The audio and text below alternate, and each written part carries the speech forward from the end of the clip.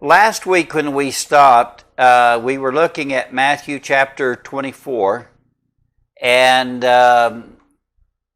we had gotten down to verse 6. But I'm going to actually back up and start at the beginning of the chapter because it's very important. When we look at Matthew chapter 24, this is Jesus himself giving the answer to the questions that his disciples would ask about the signs of his return. He also gave some signs about, some teaching about the destruction of the temple that was going to take place and all, but then that led them to ask him 3 questions, which he answers in this chapter by pointing them back to the teachings several hundred years earlier of the prophet Daniel. And so the backbone of understanding prophecy really is the 7th chapter of Daniel, 7th really all through the remaining part of Daniel's writings.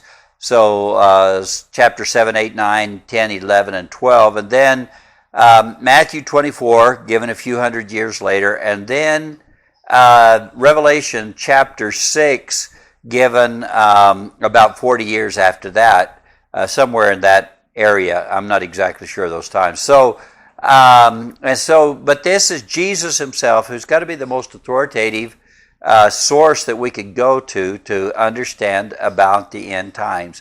And so we want to look at these things. Now, Jesus was coming away, and again, this is probably on Passion Week.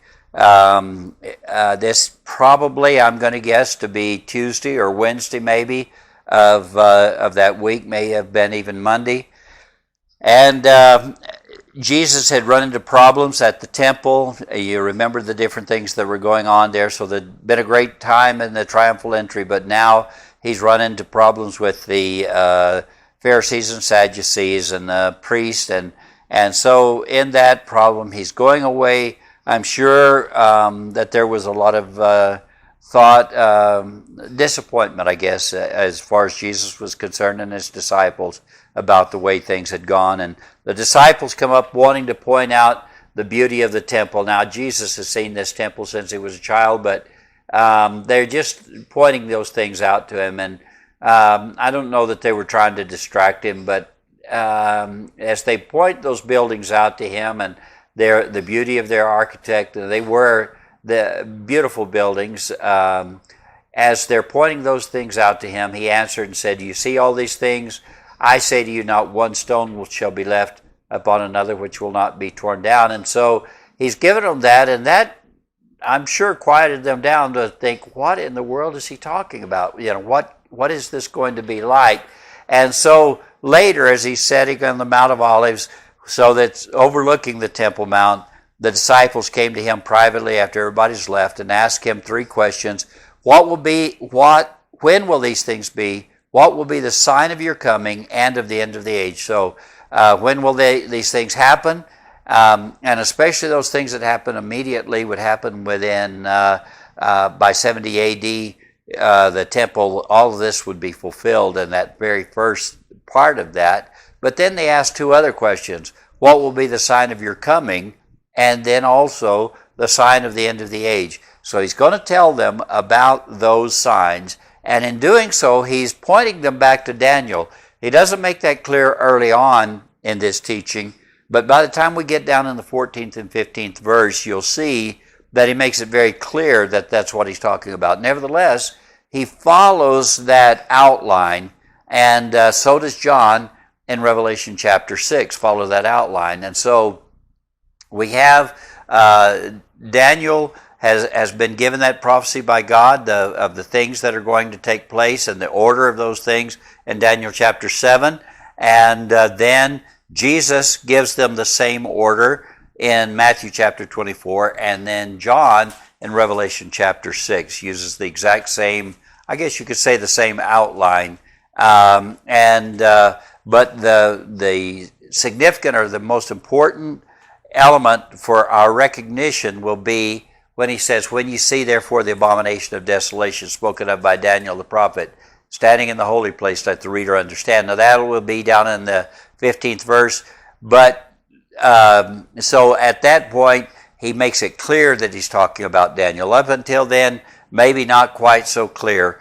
But so he's answering those questions. Jesus answered them and said to them, see to it no one misleads you. Now the first thing that he tells them is about false Christ, and that's how far we had gotten last week. Many will come in my name and say, I am the Christ, and will mislead many.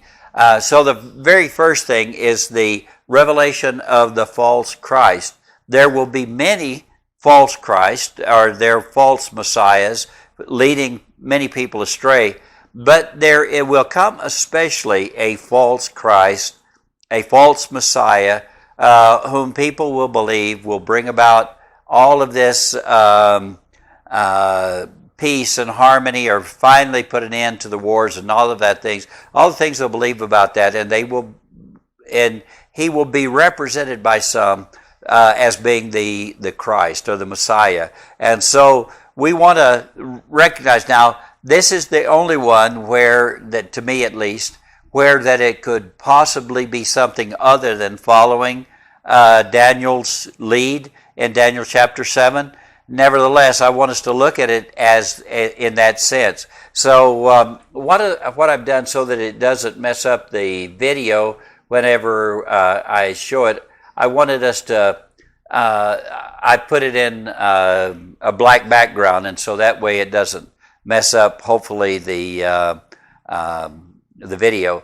So Daniel is, well, let me just go to the beginning of that chapter for the benefit of just to see what he's saying. So in the first year of Belshazzar, king of Babylon, Daniel saw a dream and visions in his mind as he lay on his bed. Then he wrote the dream down and related the following summary of it.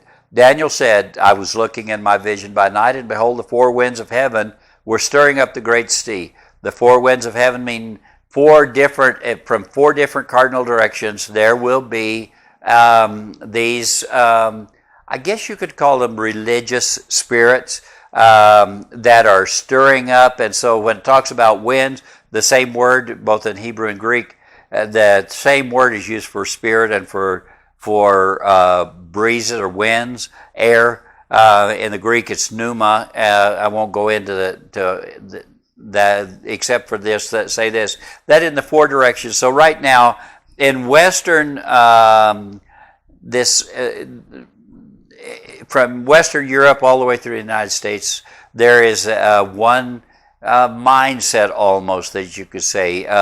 We're stirred by one spirit, although you see the things that are stirring up the spirits now. There's a lot of division going on there, but you can see that for a long time at least, Christianity, Judeo-Christian values was in the West. To the East, on the other hand, you find the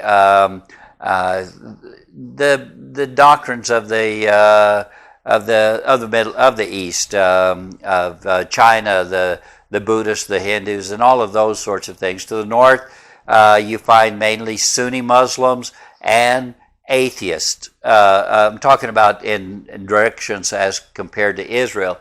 To the south, you find Shia Muslims and atheists. And to the south, you find Sunni Muslims and Israel itself as part of that coalition. But there will be four great kingdoms, I guess, that would join with Israel, even as there are others. We'll talk about that. We're not going to get into a lot of that tonight, but these four beasts, he saw four beasts coming up from the sea, different from one another. And basically those will also seem to subscribe to those four directions. And so the first one, and that's as far as I wanted to get for right now, but the four beasts were coming up from the sea, different from one another. The first was like a lion and had the wings of an eagle. I kept looking until its wings were plucked, and it was lifted up from the ground and made to stand on 2 feet like a man. A human mind was also given to it. Now, we've asked the question, the lion with the eagle's wings, and we know that the lion is symbolic, that England is usually symbolized by the lion. The eagle is usually the symbol of the United States. And so this would seem to me, at least, to be the Western kingdom, I guess you might call it, of the Western philosophy or whatever, but the kingdom would be compared to a lion with eagle's wings. I don't know exactly what plucks the eagle's wings in the book that I wrote. I put that in, and I know when Sandy was going through and helping me with the editing, that she wrote on the page opposite this area, could this COVID-19 virus be the thing that plucks the eagle's wings? When I wrote this, that was not even known. I mean, I wrote it back in last fall, so but by the time Sandy was editing it, it was known, and so the question was asked. I don't know. That wasn't what I had in mind or what I was thinking at the time, but now that I see what's going on in our nation today, I can see that it very well could be the beginning or a part of that.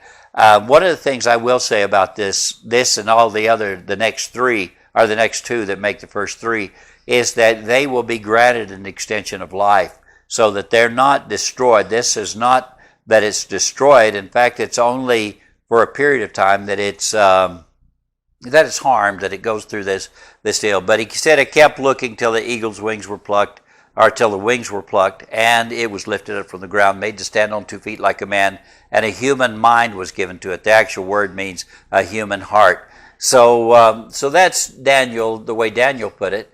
Now, what Jesus said was, many will come in my name saying, I'm the Christ, and will mislead many. So will that first Anglo beast be the one that the Antichrist comes out of? And I suspect that it will be this Judeo-Christian mindset or philosophy or religion.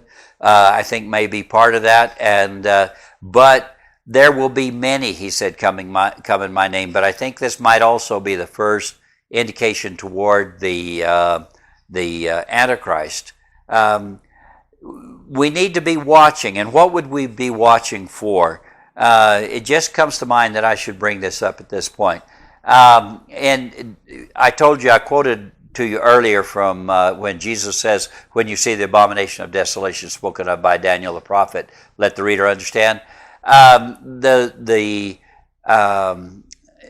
Daniel spoke about the abomination of desolation in 3 places. In Daniel chapter 7 and verse 27, in Daniel chapter 11, and in about verse 33, 30 through 33, let's say, and then also in chapter 12. But the one that we need to be looking for first, if we're going to recognize this, is probably going to be Daniel 9:27. And there it talks about how that the people of the prince who is to come, so the prince, and there I believe it's talking about, now normally when Daniel talks about princes, he's talking about a spiritual being. The word principality, I looked it up this last week, it's talking about where it says rulers, that our battle is not against flesh and blood, but against rulers. In the King James, it says against principalities and powers and like that. Well, the word is prince. Principality is the area that is ruled over by a prince. Now, it talked about the prince who is to come, the people of the prince who is to come. But the prince who is to come, meaning the spiritual entity, which is Satan himself, that one will inhabit or occupy a person who will be assassinated, apparently, and brought back to life. And so that prince who is to come will make a firm covenant with the many for 1 week, or for 7 years, for a group of 7, one heptide. So here's the thing. We're looking for that. We're looking for a treaty. And so Pastor Charlotte had gotten on just a little bit early, and so I didn't know if she had seen what I was researching, because I already had it on, but I was looking at something called the Abrahamic Agreement that is going to be signed. You may know that Rosh Hashanah, I think, is September 21st.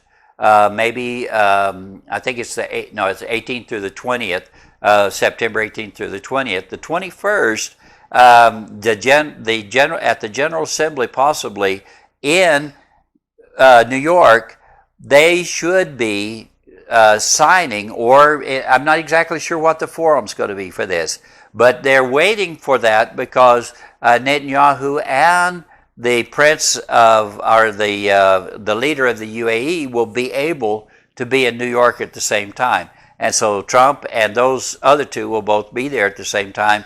And so there's, but the thing that was interesting to me is they call it the Abrahamic agreement. Well, if you read my book or maybe some of our talking, you may know that the covenant that I believe it's talking about is the Abrahamic covenant. And so the confirming of the covenant God made with Abraham. Do you remember what God said? So God talked to him, and it's about in, I can't remember the exact address of this, but it's about Genesis 18, somewhere between Genesis 18 maybe to chapter 20. I can't remember the exact, right off the top of my head, the exact place, but where that God makes a covenant with Abraham. Abraham puts the pieces of the animals out, the sacrifice. He watches over it during the night, and then in the night, God comes, and this flaming oven comes and goes between the pieces that Abraham has put out, and then God makes a covenant with Abraham. Then that Abraham is the covenant with Abraham is about many things, but one of the things that he talks to him about is giving him a piece of land, and it's the land that he's walked on, all the land that he's walked on, from the Euphrates all the way down into Egypt, all of that land that he's walked on, he will give it to him. Now, the Arabs look to Abraham as a father, but so does, but of course Israel does. Jacob followed through Abraham, Isaac. The covenant with that same promise was given to Isaac. Later, it was given to Jacob, and Jacob's name was changed to Israel. So that promise then went to the children of Israel. And so it'll be very interesting to watch what happens on, and it may or may not come about, because you know how many times these have not come about, but just something to be watching for. Will there be a covenant, the Abrahamic agreement, that is supposed to be the agreement of the century, is what it's been called, the peace treaty of the century, or the peace agreement of the century.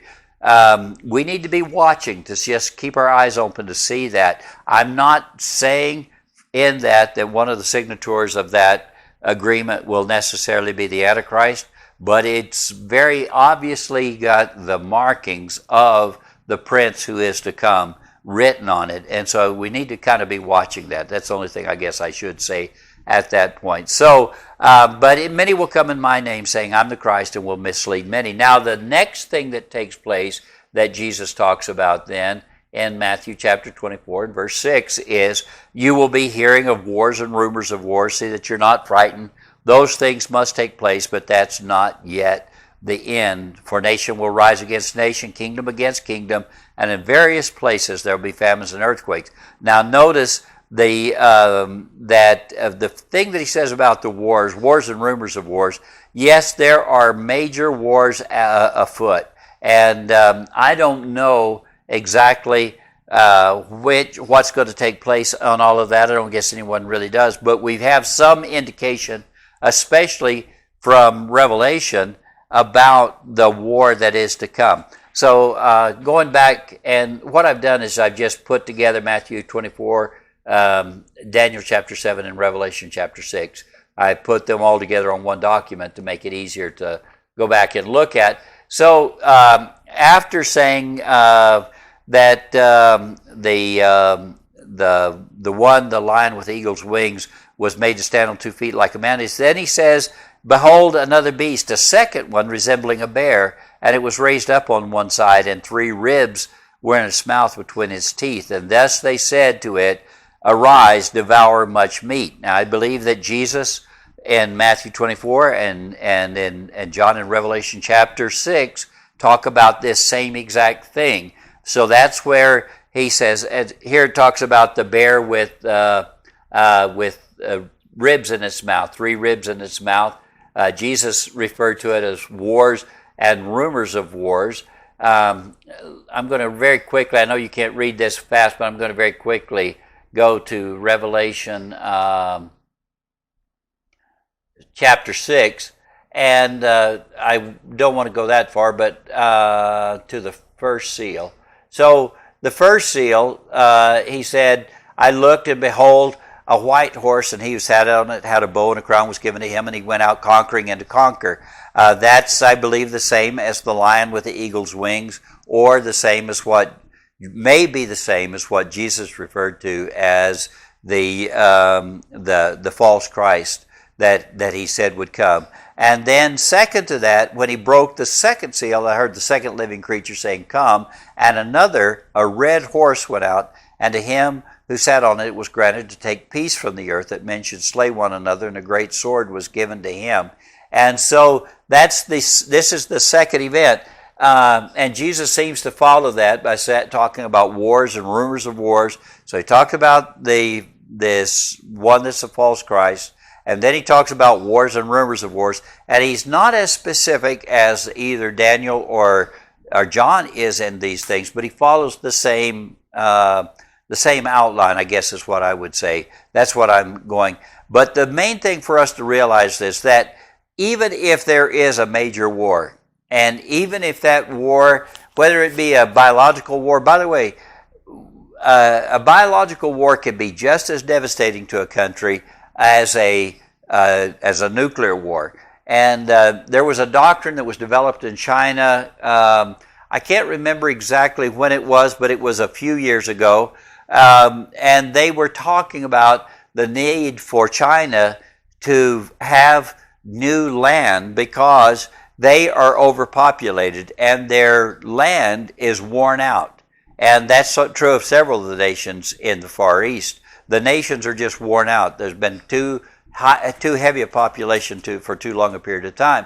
And they were talking about that the United States is so thinly populated. We've only got 300 and something like 300, less than 350 million people in the United States. And where that some of the other countries are up in well, I won't go into what they have, but it's, you're talking about many, many, many times that. Well, China is one of those that needs the land in the United States, but they talked about trying to develop superiority, nuclear, the ability to win a nuclear war. The problem with that is that if they fight a nuclear war, not only will a lot of China be destroyed, but so would the infrastructure in the United States would be so bad that it would make it a long time before it could be inhabited. There'd be a lot of areas that would never be inhabited.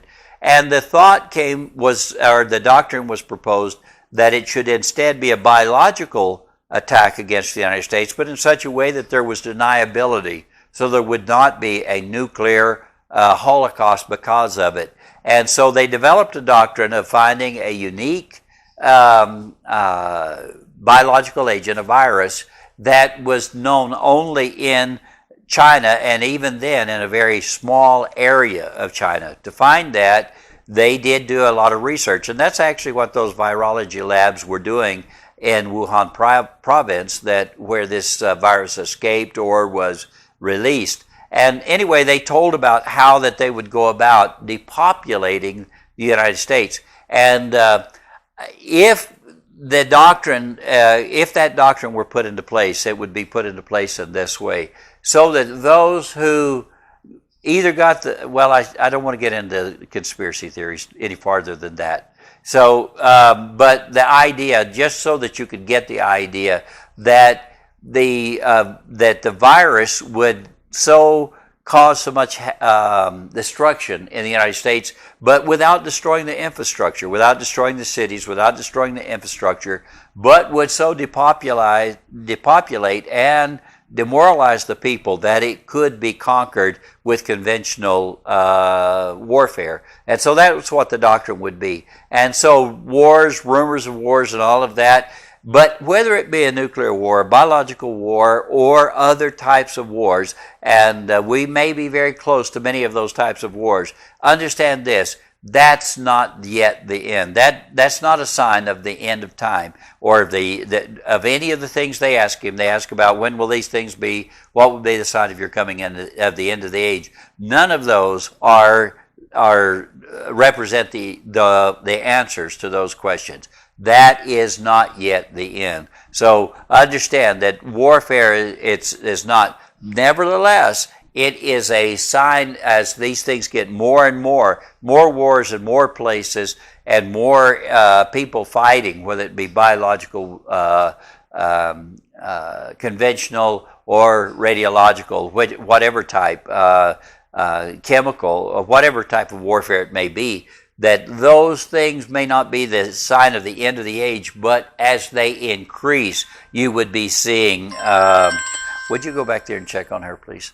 That you would be seeing these things happening, and you would recognize that the timing is coming very close. So anyway, are getting closer as you see them increase in happening. And so then he said, nation will rise against nation, kingdom against kingdom, and in various places there will be famines and earthquakes. Now, in Revelation, so I'm not going to keep going back and forth to those, but in Revelation, you may remember that the third rider on the third horse is a black horse. It's a black horse with a rider on the black horse, and he is talks about famine, a quart of wheat for a denarius and 3 quarts of barley for a denarius, and do not harm the oil and the wine. Talking about famine. And he doesn't refer to earthquakes there, but there are many places in Revelation, of course, that do talk about earthquakes. But those first three you can kind of see, and the same in Daniel is the rider on, let's see, so there's the lion with the eagle's wings, the bear with the 3 ribs in his mouth, and the third one of that is the leopard, which I believe the leopard to be the Shiite Muslim nations. No, I said that wrong.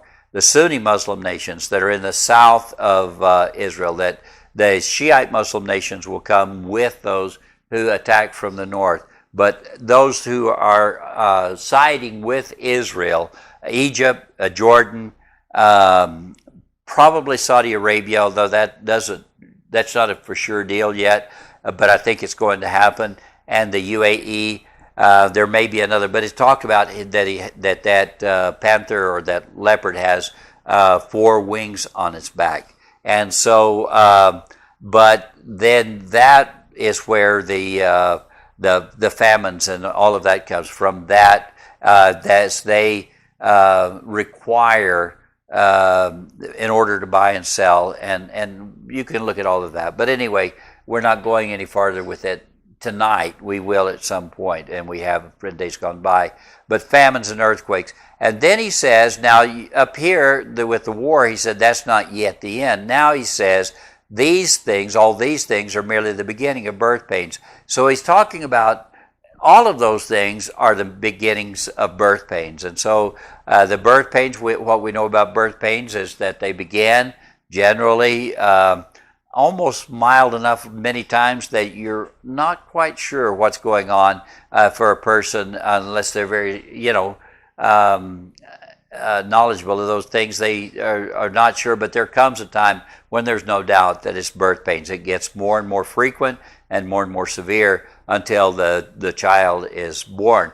All of these things, all of those things. So the false Christ, the wars, the famines, the earthquakes, all of those things are merely the beginning of birth pains. And so you'll see more and more of those sorts of things in various places as time goes on. And that is a sign that we're approaching that. And most would say we are approaching these times. We're beginning to see the beginnings of birth pains. Some people see the things that are happening and they say these are the beginning of the birth pains, and others don't see that at all. And it's just that it would be in a situation when a child is actually going to be born. So anyway, but all these are merely the beginning of birth pains. But notice it says, then they will deliver you. Now, there's, in Revelation, let's say, so you have the rider on the white horse, rider on the red horse, rider on the black horse, which I think is Sunni Muslims. And then, after that, you have the Antichrist kingdom, the rider on the 4th horse, the pale green horse. It's after that one that you have the breaking of the fifth seal, where there will be the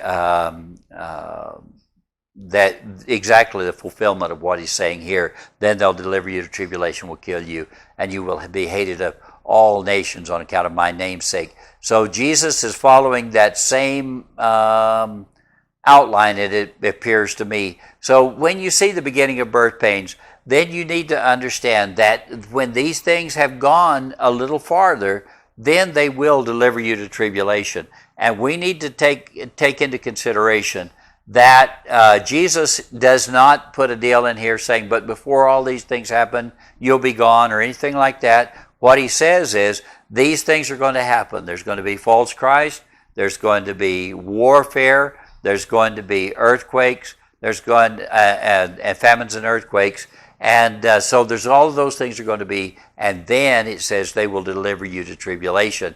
Now, who is the you? He's talking here to his disciples, and you might say, well, he's just talking to the disciples. But then if you read the last verse of Revelation chapter 12, you'll see that they are described, the ones that will be delivered to tribulation. And what are they? They are those who keep the commandments of God and hold to the testimony of Jesus. So then they'll deliver you to tribulation and will kill you. And we need to understand that tribulation, will be not only a possibility, but a probability in the days to come. And we just need to be ready for that and realize that that's part of our lot. It really concerns me that so many people are hoping or thinking that they're going to escape that, and my concern is that they may not be going to escape that. I don't find it in Matthew 24 or anywhere else, and you may or may not, but then he said they will deliver you to tribulation and will kill you, and you will be hated by all nations on account of my name. And also that, notice, why is it they'll deliver you to tribulation? Why will they kill you or deliver you to tribulation? Why will you be hated by all nations? On account of my name, because of the name of Jesus, because of the name of Jesus Christ. And so that's the reason. And so this verse, I think, I'm not saying it should stand alone, but I think it should stand as authoritative. It's the word of Christ that as he gave his disciples in answering the question, what will be the sign of your coming and of the end of the age? And this is part of the answer of that. He's getting to that by saying this will happen, then this will happen, then this will happen, and then this will happen. And so he is covering that as he gets at that.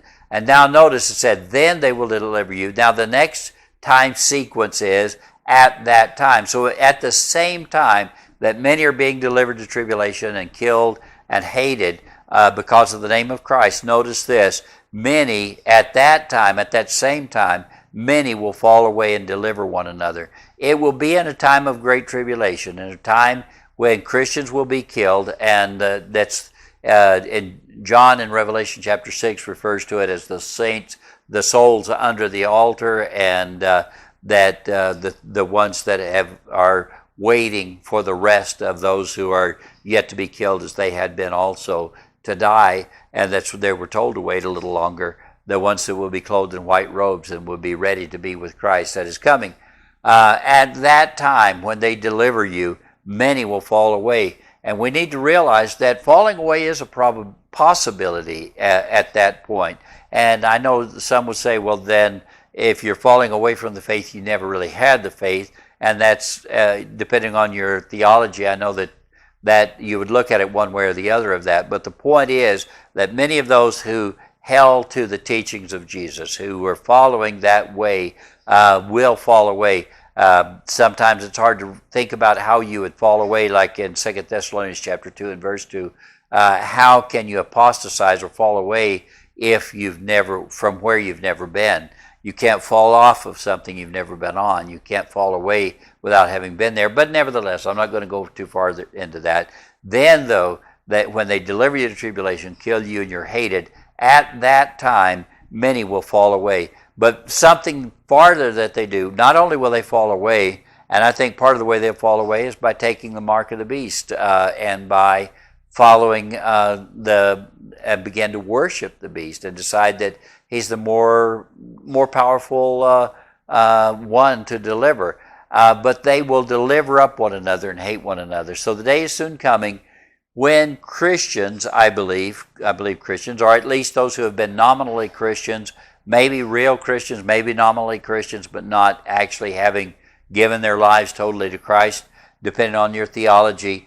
But when these things begin to happen, many will fall away and will deliver up one another and hate one another. And that's going to be a day that is soon to come. You see that today in the United States, how that one side is hating the other. And so you're finding in a lot of neighborhoods and a lot of cities that one side is hating the other. But so far, we don't hate one another among those who have been or are nominally Christians. In other words, if we name the name of Christ, we generally love one another, try to love one another, and all of that. But the day is coming when many will deliver up one another and hate one another. And at that time, the enemies that are going to deliver up Christians to death are going to be many times people that they've loved and known, maybe worshiped with, or even been family members in their households that are going to do these sorts of things. And then at that same time, it says, many false prophets will arise and mislead many. And because lawlessness is increased, most people's love will grow cold. I looked up that word lawlessness because I wanted to make sure, because there's two ways that word could be used, but generally the word lawlessness here means to disobey the law. And so I've at least had one or two people tell me he's talking about disobeying the law of Moses, because people disobey the law of Moses, that falling away from the law of Moses is the thing. However, if you go back and look at the word is generally translated either iniquity, or it means to break the law in the sense of breaking it could mean breaking Moses' law, and I can understand, but it could also mean, and generally is thought to mean, just because people are generally lawless. In other words, they have no law, and that's what the word actually means, is that it's a word that means they are without a law.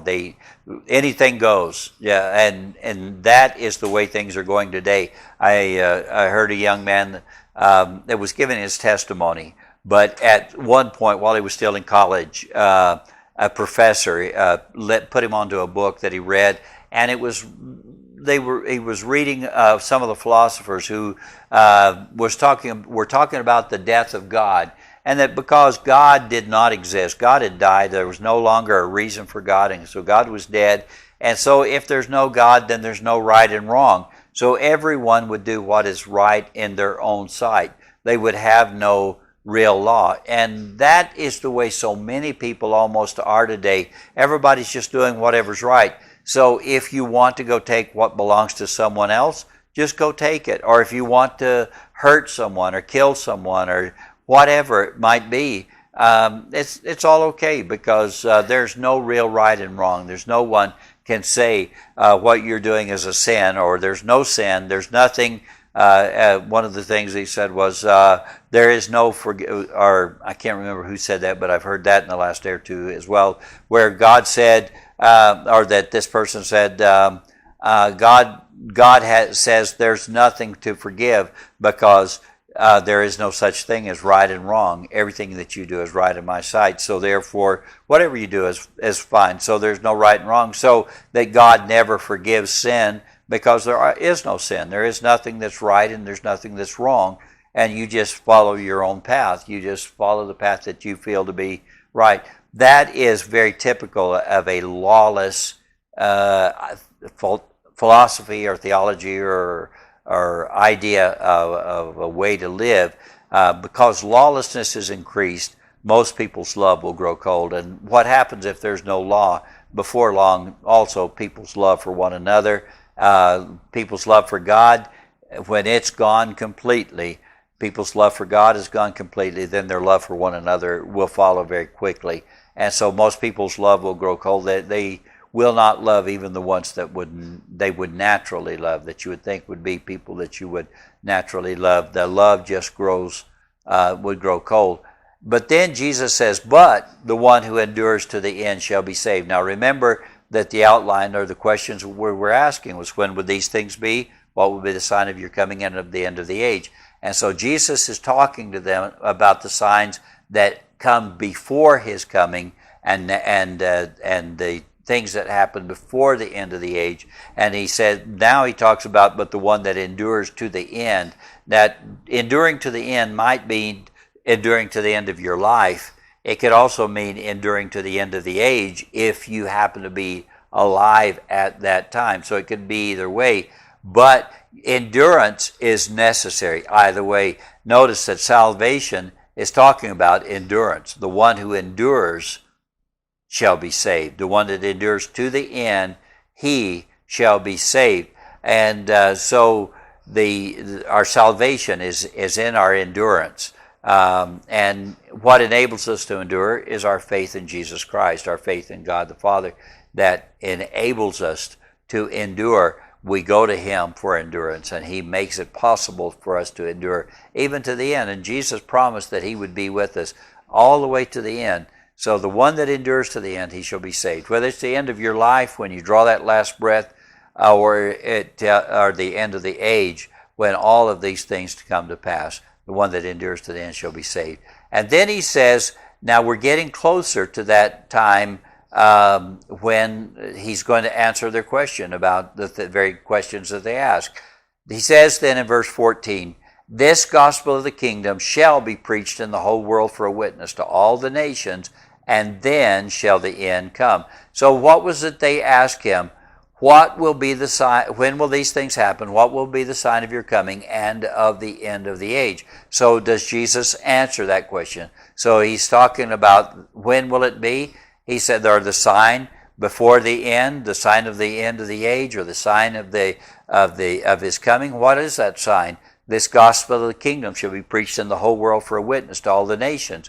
Now, has that been fulfilled? And I can remember back in the last century, in the 80s and 90s, and all people talking about there was great missionary movements and Wycliffe Bible translators and many others that were trying to reach every tribe by a certain time, and all of those were before the year 2000. So you could have easily said that the gospel of the kingdom has been preached into all the world for a witness, and that may have been some time. We don't know exactly when. In other words, how quickly after that it takes place, and we also don't know that it has been preached into as a witness to all the nations. The word nations there is ethnos, so it could mean to all the ethnic groups, but it also could mean to every tribe, like in the Church of the Nazarene, we have missionary groups sent out all over the world, always looking for another place to send.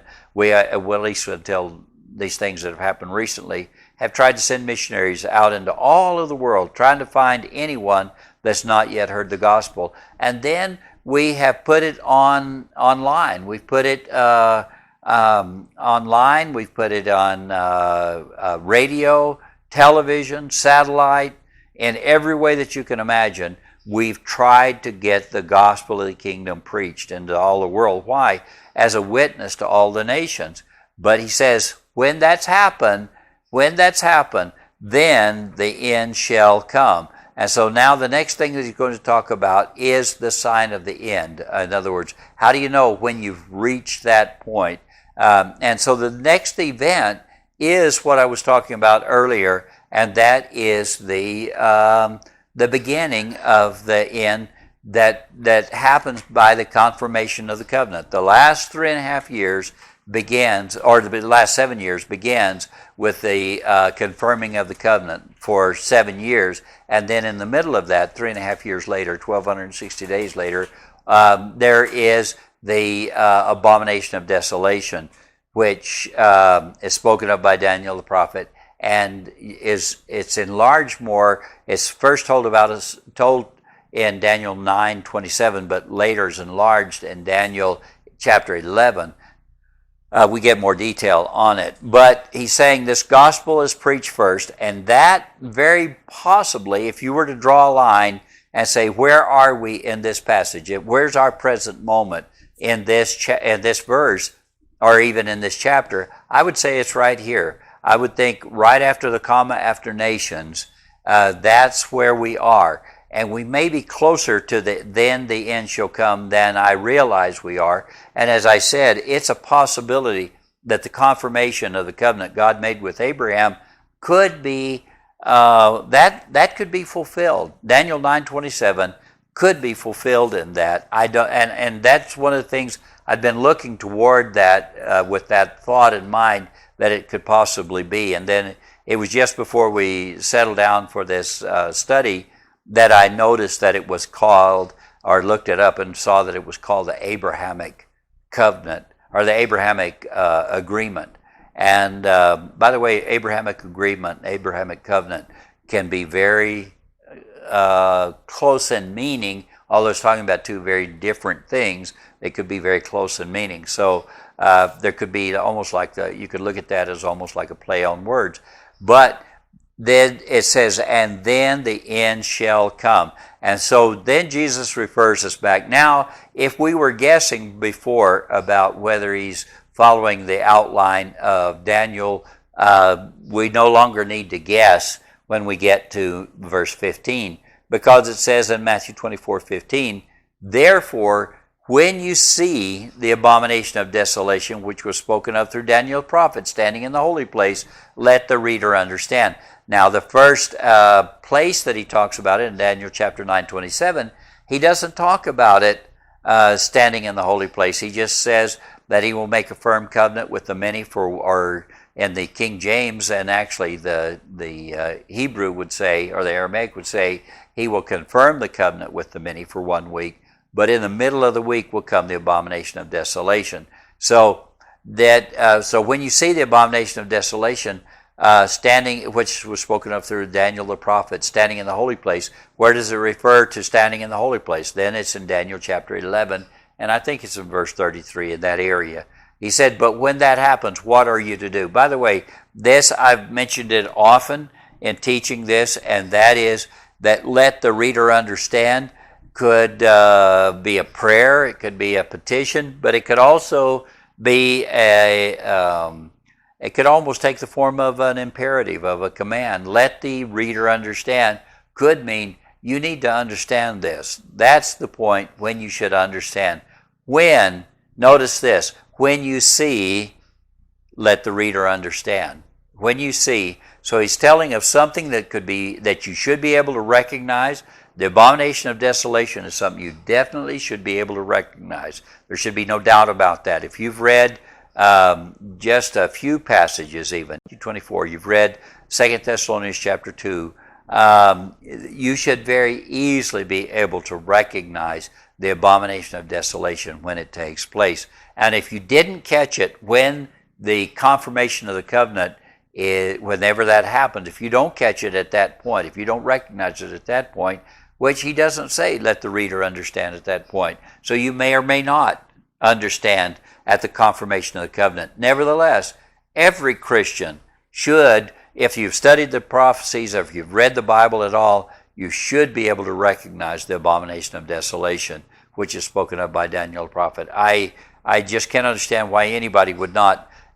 Nevertheless, I realize a lot of people have never read the book of Daniel except just reading through the Bible very quickly, and this is one of those passages that you pass over, like the Song of Solomon. Some of you spend more time on that maybe than Daniel. But anyway, but let the reader understand. Absolutely necessary that you understand at that point.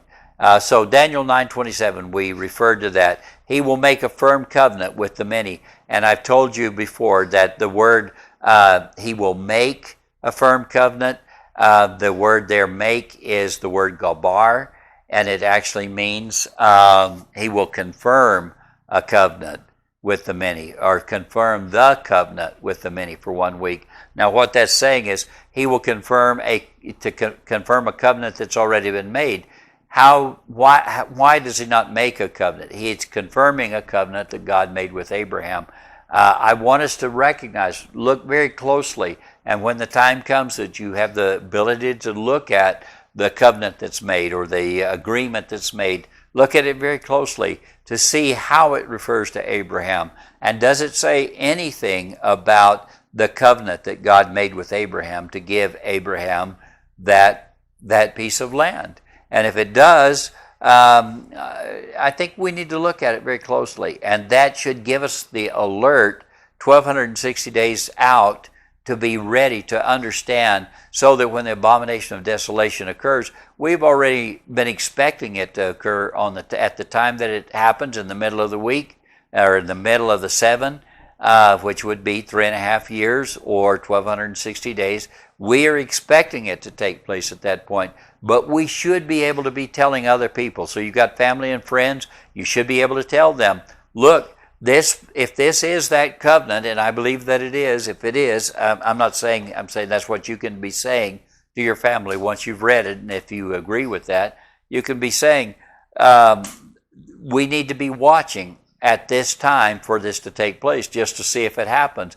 And if they recognize the abomination of desolation, maybe it will turn some of them to help them to strengthen themselves, to gain new strength, and to be ready to say, okay, we're getting ready, because very quickly after that, I'm telling you, maybe within the day, maybe within a week, maybe within a few days or a few weeks, I don't know how long it'll be, but persecution against Christianity is going to be so severe that it's going to be almost impossible to live in where the population is. And so it's just going to become very, very difficult to live.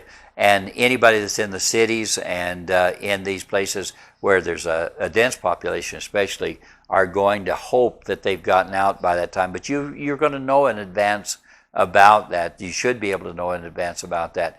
So but in the middle of the week, he'll put a stop to the sacrifice and grain offerings, and that is referred to each time. So the sacrifice and the grain offerings that were instituted, or will probably have been reinstituted back as they were probably in the days of according to the law of Moses. They will be reinstituted, and in fact, it may be the sacrifices, especially the killing of the animals, the sacrifices at the temple, that will cause so much difficulty, not only for the Antichrist, but for the people of the world, because of the blood being shed there. Nevertheless, even if you recognize that Christ is your all-sufficient sacrifice, and if that is your absolutely bottom line, is that you know that Christ died for you, that sacrifice has been made, and every price has been paid. Nevertheless, don't get in the way of God dealing with His children, Israel, as He brings them back to Himself.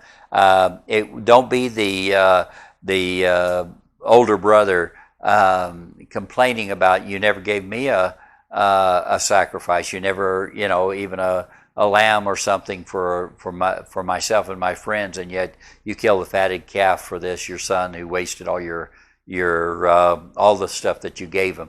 Don't be like that. Let God deal with His children. As God's dealt with you, let God deal with His children in any way that He sees fit. But the sacrifice and the grain offerings will stop with the abomination of desolations. And then so that also begins a countdown of morning and evening offerings that will be left undone during that period of time. And so it's another way of counting down to the last of days. But anyway, on the wing of abominations, now another interpretation of that is on the wing of the temple will be the abomination that makes desolate, or on the wing of abominations. It's not clear in the Aramaic and the Greek and the Hebrew exactly what is the right interpretation of that, I guess you could say. So on the wing of abominations will come the one that makes desolate, even until a complete destruction, one that is decreed, is poured out on the one who makes desolate.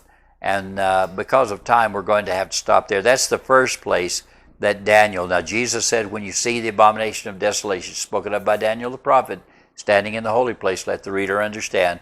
The first place we see the abomination of desolation spoken of by Daniel the prophet is 9:27, and then the passage that begins with Daniel 11:31 will be the next place that we will see it.